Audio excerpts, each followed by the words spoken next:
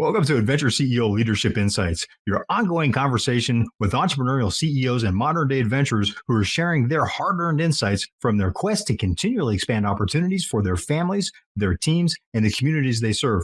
I'm Jeffrey Wolf, your host. I'm glad you joined the conversation. You want to make sure you've got something to write with to capture the insights you're about to get from our upcoming guests. And our next guest is Tim Gillette, creator of Blog and VideoCon. Tim, thanks for joining us today.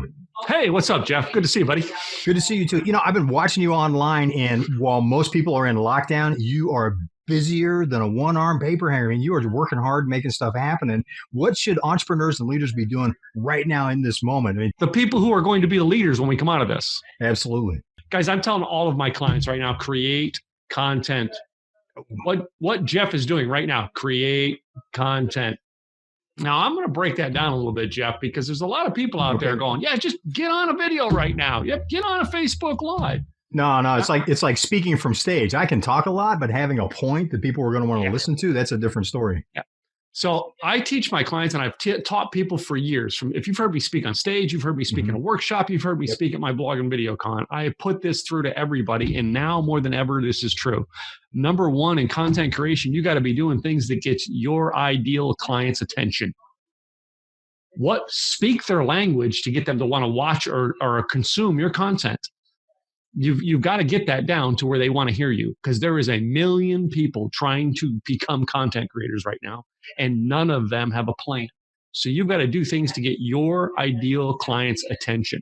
Well, and has what they want to hear right now is what's relevant to their ideal clients shifted a little bit with everything that's been going on?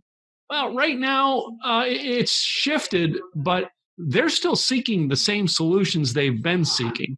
Okay. So many people think, get their attention. Oh, so I'm just going to put coronavirus in my tagline. No, don't. All right. Because you know what? Everybody has something that says coronavirus. And I'm going to tell you 20 emails today that had the "we're here for you" message. I just swiped it. I don't want to hear it. Yep. I've heard it. It's the same email copy and pasted from, every hotel chain I've ever visited to every gas station I've gone to. It's the same thing. Don't do that. What is the worries and issues that your clients are going? And that's your attention getters. How to create six figures in this year, how to increase your sales. They are never going to stop searching that information. The coronavirus, that'll be gone in 3 months. You want to create content that not only can be used now, but will be used later, and that. So create that content with the idea out there. The second and third part to that is on creating content. Give value. Give value. I mean, make it so the person who watches what you're doing gets value just for being there. Just by itself helps their world. But so, Tim, if I give it to them up front, they won't want to come do business with me. You'd be surprised, because here's the next thing I do is I always look at that very thing, and everybody worries about it. I'm giving so much value out there. Right now, the people who don't have money to pay for my services aren't going to forget me. They aren't going to get free the next time or the third time or the fourth time, but they're going to come back and go, okay, well, I did that, but now I need to, great. I have a program for that. I hate to say this, but I have a program for that. It's called the Tim Gillette Inner Circle. We can help you through that. It's a lead, all right? They see that you help them one time, but you give them valuable information that they can take and go use themselves. But this is the part nobody's doing right now. Everybody's out there going, well, I just want to help. No, part 3 to this is, guys, you need to be given a call to action. You still need to be trying to offer your program, your membership, all right, your sale, whatever it is. I just seen on TV, Ameritrade, Domino's Pizza's right on there now trying to sell me pizza on TV. They didn't stop advertising. They didn't stop creating content. Good all point. Right. Let's see what else is on there right now. Okay. Look, insurance. The insurance guy's telling me how I can save money on my car insurance. He didn't stop because this went on. Why? Because this short period in time will be over, and you're going to need car insurance again. You're still going to order pizza and have it delivered to your house. And if you're not creating content that A, gets their attention, B, gives them value, and C, tells them they can come do business with you, then you know what? They're not going to come do business with you. And at the end of this, you're going to have to go create something else on whatever the next worry is in the news to try to get their attention all over again. All right. Just because things are going on in the world doesn't mean you stop.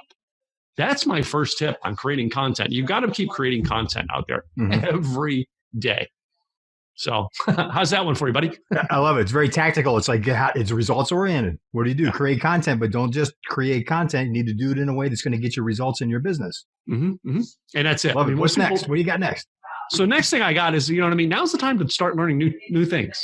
We have this thing in our life where we're trying to learn something new all the time. So take an hour out of your day and go, you know what? I'm going to learn this new software. I'm going to learn this, whatever. All right. I'm learning how to set up digital and virtual events right now. And I'm doing it because everybody in town's calling me, asking me if I'll do a virtual event because they've seen me on live streaming. Next thing I got to tell you is I'm going out and studying. How can I refine this process? How can I make it easier? Maybe your learning technique is to go do something. All right, screw it up and figure out how to fix it. But learn something. Yeah, I do a lot of that. Yeah, I'm right now setting time of my day. There's two things I'm setting time out in my day for, and I block a spot on the calendar for it. Number one is learning hour. I'm learning something in that hour. I'm studying, whether it's a new tool or a new product or something I can learn to make my life better. I'm studying it. A book I need to read. I'm sorry, and that's formally in your schedule. That's in my schedule. Like planned. This is planned. This is what's going to happen. Yep. Okay. Yep. And the second thing I do is my wife and I started scheduling a walk, which we just got back from. We schedule a walk every day. All right. And we're trying our darndest to keep it. Now, today, the last couple of days we didn't walk far because we just started this, but we started doing it every day. She's downstairs. We walk away from our desks and we'll take our phones with us, but that's about it. And we'll go walk around the block and talk. And we're doing it just because we need to get away. We're both eating, sleeping, drinking, everything in this house. All right. And to me, it drives me nuts. But learn something new. That's my second tip is you've got to be learning something new. Now's the time to learn. You've got time on your hands. Don't sit and veg in front of the TV. Or if you have to do that, like I do, 9 p.m. At night, I go down, have my dinner, and I sit in front of the TV. And Jeff and I were going to do this last night, but I fell asleep and did not get back to him. I was exhausted. But my veg out is not until 9 o'clock at night. So that's my second one. Learn something, buddy. Good. So second, you said you got 3. What else you got? All right. So as you, the listener, right now, I'm speaking to you. All right. Have you thought about what's next? Oh, that's a scary thought. Next.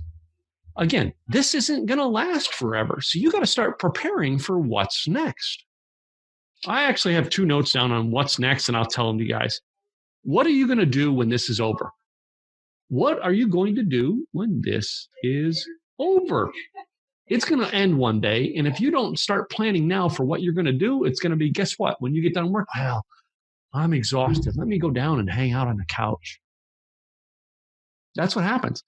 The second thing I tell people in there is, and what you're going to do next is, what are you going to do to prepare in case this happens again? Wow. That's a mic drop question right there. That is so much it could happen. I mean, Jeff, how long have you heard it? I mean, you need to have, all the experts said you need to have 6 months of bills in the bank. How many of you have heard that? Yeah. Well, how many of you did it? Hotel industry, right? They're getting hit hard right now. 100% drop in income. My wife's company, 70% drop. And they're in the hospital business, guys. Man. And I know it can be scary, guys, but here's what why you want to think about this in case it happens again. If you start preparing and you start going down the road to prepare yourself for the next one, when it happens, this up here is going to be stronger than, I don't have my wallet to reach out, than the wallet. And this is the biggest tool that will get you out of this. And I actually have this whole thing that I'm offering people online. You want a 1-hour call with me? You can get it now. You fill out a questionnaire, but you can get an hour with me to try to help with your company is. I sat with my client this morning who's a Disney Imagineer, right? And gave her ideas. And she's like, wow, that's a writer down. If you start now thinking about what if this happens next, your mind's going to be exercised and you'll be able to get through it. So true. That is some powerful wisdom. How can everyone get in touch with you? How can I stay in touch and find out what's happening next? Well, my website is my name, timgillette.com. That's TimGillette, just like the razor blade. All right. .com. All right. Greatest place to find me. Gives you all the information about me, shares my events and all that stuff. So you go reach out to timgillette.com as soon as you're done watching this. It's timgillette.com. Tim, thank you so much for joining us today. Really appreciate it. You bet, man. Glad to do it for you. Laurel Rolls is with us again. As you may recall from her recent interview, Laurel was the second woman to achieve partner status at Delloitte-Touche. She has been executive with Fortune 200 companies, and she is CEO of her own consulting and training firm now. Laurel, thank you so much for joining us. Thank you, Jeff. I'm pleased to be back here again. It is such a pleasure. I'm really looking forward to hearing, what are your 2 or 3 most critical tips for entrepreneurs and CEOs right now, given the circumstances that we have with the stay-at-home orders and the pandemic? What should they be doing right now today? So many people describe what we're dealing with right now as chaos. And I look at it from a very different perspective. Yes, there's chaos. And where does that chaos come from? It's coming from uncertainty. So the better leaders can figure out how to manage that uncertainty and understand the various components of the uncertainty. Okay. The better off they're going to be in re-entry back into the markets and the business. Let's face it, things have fundamentally and foundationally changed forever. Fundamentally changed. So it's not a, we're going, okay, this will be over. We're going back to what we had before. This is going to be a fundamental shift. Absolutely not. And so anyone who thinks we're going back to what we had before is fooling themselves. So this is a time to step back and reflect. Now, you know me, I like to think about things as positive. So right. I don't want to get mired up in the chaos and the uncertainty, except to recognize that it exists. Mm-hmm. And what are the components of uncertainty? Because we are in an unprecedented time of opportunity. And so when we start to take a look at what's going on in terms of now, how can I shift this and reframe it into opportunity and start as leaders to do the things now, yes, to protect ourselves, but also to think about now, what's that world going to look like when I step out of here? Okay. Right? Because that's where the opportunity is. And we know that those who invest in opportunity, even in down times, are the ones that are going to lead the market. And so it's an investment. Now, what does that mean? But Laurel, I don't have any money. That's the problem. Well, if we focus investment as only money, then we're missing a huge component of it. And the huge component are the employees that have gone through this with us and that know our business. So in shifting from uncertainty to opportunity, let's do 3 things. And the first thing is to approach our employees, our suppliers, our customers with curiosity. Hey, what's going on with you? Using a little empathy and understanding what turmoil is going on in their own lives. Mm-hmm. And having that empathy with them draws people closer to you, and there's lots of mechanisms for doing that. And you do want to do that with your employees, you want to do that with your customers, and you want to do that with your suppliers. Because as you re-enter, you want all of them back, right? Instead of going off somewhere else. So when we begin to create that community of, oh my gosh, we're in this together, truly in this together, with using curiosity and reaching out and so on, it's an amazing first step, because you're at the first step of building ownership of the net result of where you're going. So what I'm hearing, part of it is it may be physical distancing, for example, but it's still about social gathering. Well, that's what in terms of being together, working together on how do we get through this? Yeah, absolutely. So yes, you're not paying those employees you had to lay off, out of economic need. We all understand that. But why just leave them out there dangling with no information and no view? There's enough lack of information. We don't know when this is going to end. It will end. We just don't know when. So why not begin to engage them in the what ifs and the possibilities of what could be? So it's a time to even re-engineer what you do. And you get that input from your suppliers, from your employees, and from your customers. I like that. So help them to have ownership of that re-engineering of your business.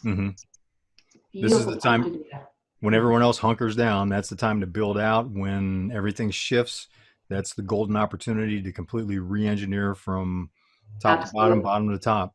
Absolutely. So the first is listen. Really listen and hear what they're saying without consequence. So they can tell you anything they want to without consequence. Allow them to share and have empathy for what they're sharing with you. And the second then is engage them now in what can this look like? So we're stronger and better and happier and everything else. So you start engaging them in the ownership of the solution coming out of it.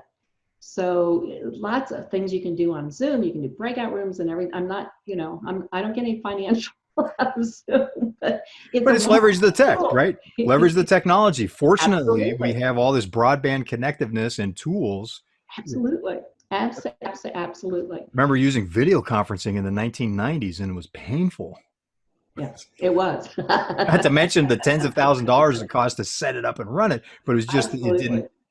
Oh. Yeah, so for $500 a year, you can do a lot with Zoom. So, yes, enterprise is a little more, but it's still pretty inexpensive for what they have. So have curiosity and go out there and really listening to what people are saying. It's your opportunity to create new possibilities for your business. So now's the time to listen, because we can do that. Engage people. That gets them out of their own sense of uncertainty. And you start to get the ideas flowing. And it's like tweaking. It's like, it's the coaching that I do, is to get people to really come up and give us that wisdom. And then engage them in the solution so they have ownership to it. So the day you can go and open your doors again, boom, they're there. Yeah, or you might have online components you can exercise and execute now. And I'm very, very much reminded of the Stockdale paradox Jim Collins talked about, in terms of what you're saying is positive mindset. That doesn't mean ignoring the brutal facts on the ground. No. What is the reality of what's happening, but not to dwell on it. Right. And not to say, you know what, this is going to be, don't do what ifs on how can it get worse. It can always get worse. A colleague of mine says, look, saying it can't get worse is just lack of imagination. That's right. Right. It's like, well, okay, here's the circumstances. Now, where does that lead? What are the opportunities that come from that?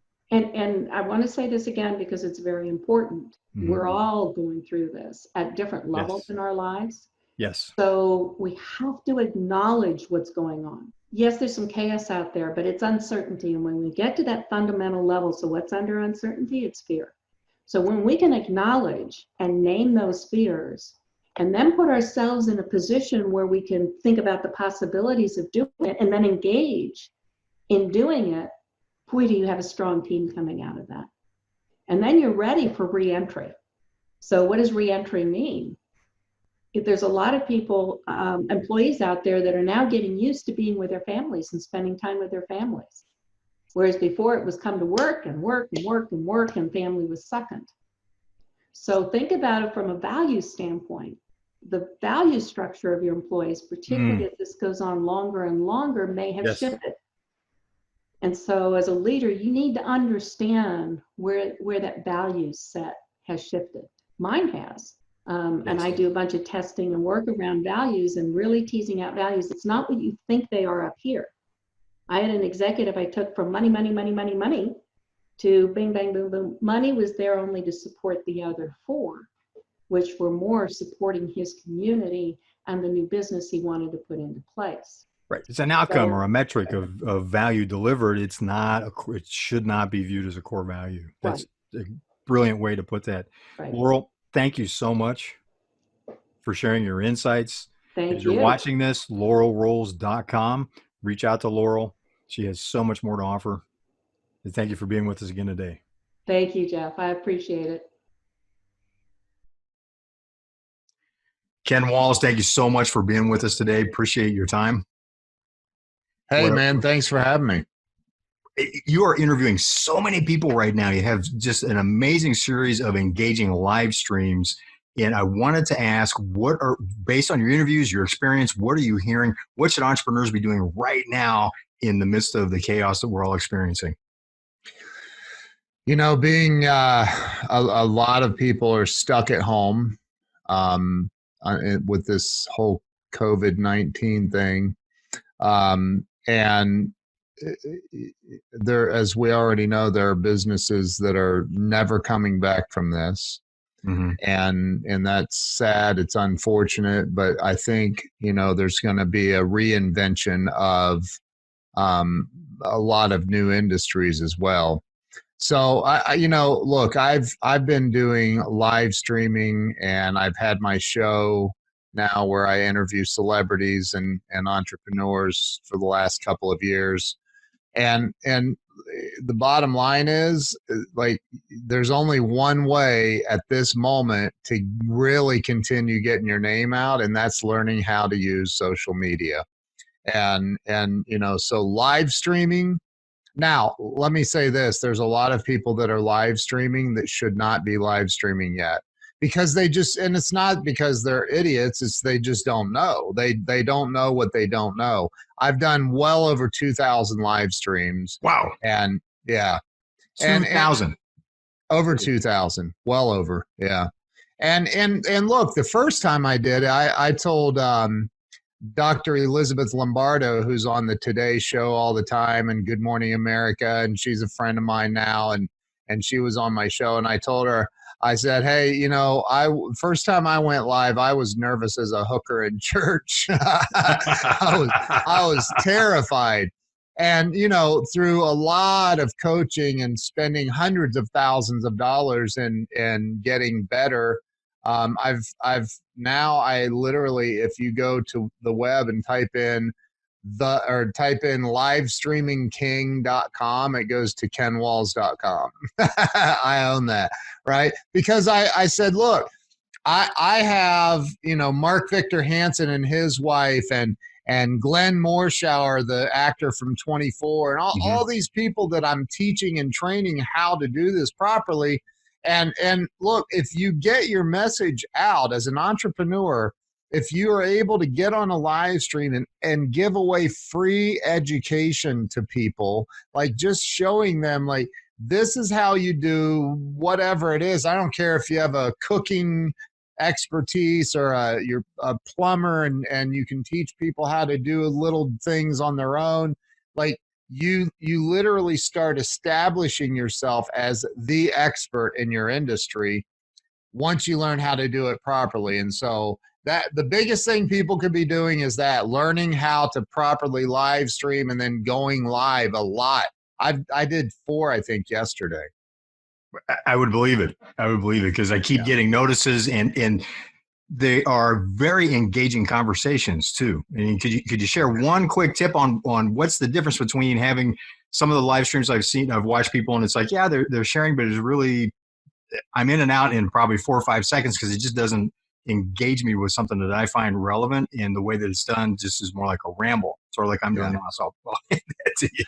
Well, no, I mean, look, man, we all want to feel important. We all want to feel acknowledged and loved and smart and all of that. So what happens is we get on a live stream and people will be like, well, I want, not consciously, but unconsciously, I want everybody to know how smart I am. I want everybody to see my brilliance and hit me up and tell me if I'm a plumber, they need a new water heater installed today, or whatever it is. But, what it takes is, I see a lot of people go live that don't engage with their audience. So even if you have 2 or 3 people on that say hi, I see people that don't even say hi back. So I always say, look, if you're walking down the street and you walk into somebody, you have something to say? No. I'm just going. I'm just going. Yeah. Yeah, that makes a flash of the blindingly obvious. As soon as you said it, going, yeah. In hindsight, going, of course. Why wouldn't I? Right.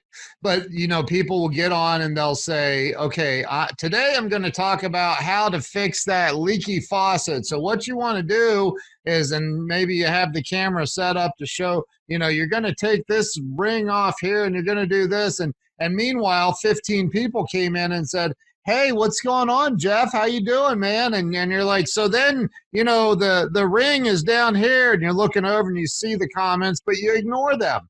And that's like if I walked up to you on the street and I said, hey, my name is Ken Walls.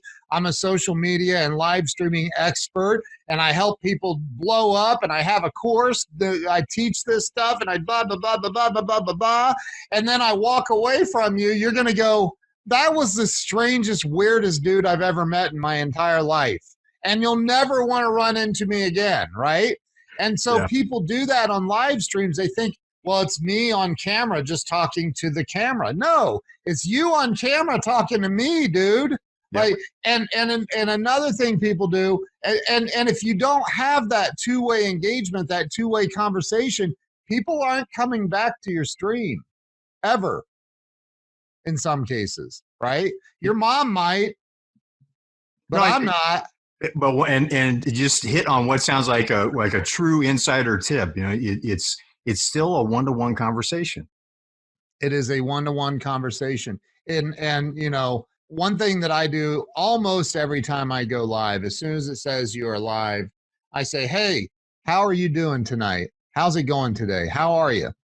I don't say, here's a huge one, man. This one, this look, 70%, maybe 80% of your viewers that see your live stream video are going to be on the replay. They're people that did not see you live. They were cooking dinner at the time, or you know, whatever, making out with their girlfriend or whatever, right? So they didn't see you live at the time. And so they come in, they watch the replay, and people do this. Hey, how's everybody doing? Well, dude, you're talking to just me. Just talk to me, not the whole, there's no whole everybody until there is an everybody on there, you know, and then it can shift a little bit as you're doing it. But this one gets me. So, hey, we're just, before we get started, let's wait a few minutes for some people to hop on here. Right. Disrespect me right up front because I was here on time, probably even early, and now and you're not even talking to me. And it's arrogant. It's arrogant. It's arrogant, and I just like that one right there. When somebody does that, I bounce immediately, and so do a lot of other people. And they just, well, I don't know why people don't stick around for my live streams, because you suck at them. You should probably get some training on it. I know a guy. And I can recommend a guy. Yeah. I mean, look, I'm not, I know there are people that have a way bigger following than I do. I get that. But I've been doing this for 6 years, and for, I mean, I've done a lot of live streams. I've taught a lot of people how to do it. You need to get engagement on social media. It can't be just a one-way conversation. Absolutely. Yeah. Absolutely. That's phenomenal. That is gold right there. As you're watching this, hope you were taking notes. If not, back up, take some notes. Listen to Ken. He has been teaching a lot of people. I'm learning from him. A-list actors like Glenn Morshower are learning from him. So as my mentor Larry Broughton taught me, if you hear two high performers that are saying the same thing, guess what you should be doing? Listening, taking notes, and doing it. So reach out to Ken. Ken, thank you so much for, we've got your information here on the lower third. So reach out to Ken when you're done watching this. Ken, thank you so much for being here today. Appreciate your time. Thank you. I appreciate you having me on. Well, you've found an ongoing conversation with entrepreneurial CEOs and modern day adventurers who are just knocking it out of the park with what they're doing, and they're sharing their hard-earned insights with you to help you build your business. What's working? What did they find as pitfalls, things to avoid? How do adventurers reframe what they consider to be possible? Many of them are entrepreneurs. I'm Jeffrey Wolf, host of Adventure CEO Leadership Insights. I invite you to join that conversation.